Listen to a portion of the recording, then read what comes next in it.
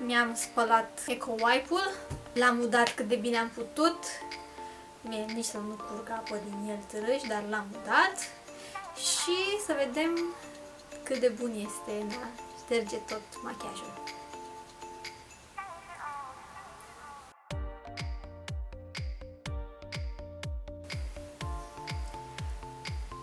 Șterge din machiaj.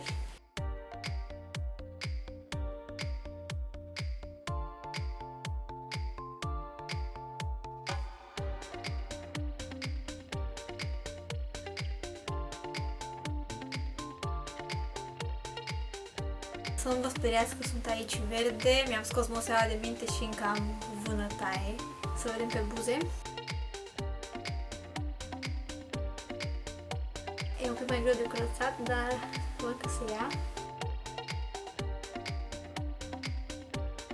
Trebuie să insist să șterg rujul. Să iau.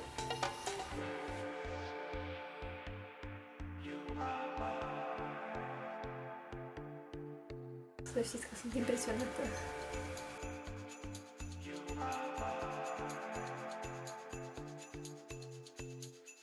Highlinerul de la Ingot s-a produs destul de repede și scrungeam și aici.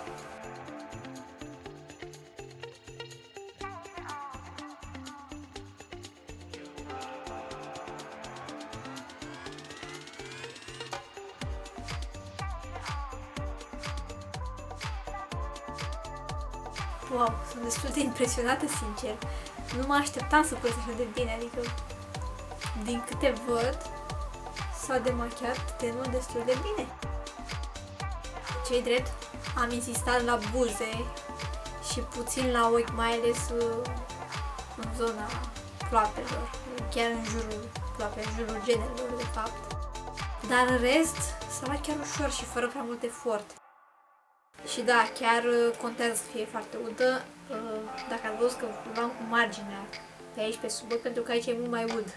Aici simt că e foarte mult apă în comparativ cu restul materialului. Da, chiar văd că se face treaba bine. O să vreau să revin acum cu o țintă demachiantă curată, să văd dacă mai am rezidu de machiaj. Încă este lana de machiaj.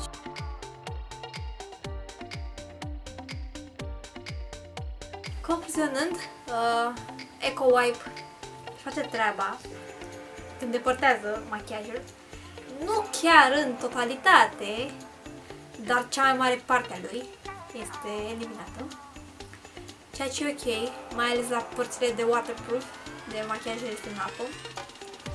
Practic înjumătățiți timpul destinat de machierii și consumați mai puțin apuntelare ulterior. Recomandarea mea ar fi că, deși folosiți acest produs, după aceea să vă spălați tenul cu gel de cutare sau să folosiți apă micelară, cum am făcut eu acum, ca să fiți sigură că ați curățat bine tenul, să nu rămână nimic, să nu vă astupe porii și apoi să aveți puncte negre și coșuri. O să folosesc în continuare Makeup Eraser-ul, chiar pare ok, pentru că mi-a lăsat o impresie bună la prima utilizare. O să-l ud mai bine totuși data viitoare. Cred că asta e un alt factor care a avut un impact asupra gradului de curățare al tenului, adică la machiajul pe care l-aveam waterproof aș fi folosit foarte multe cotonete.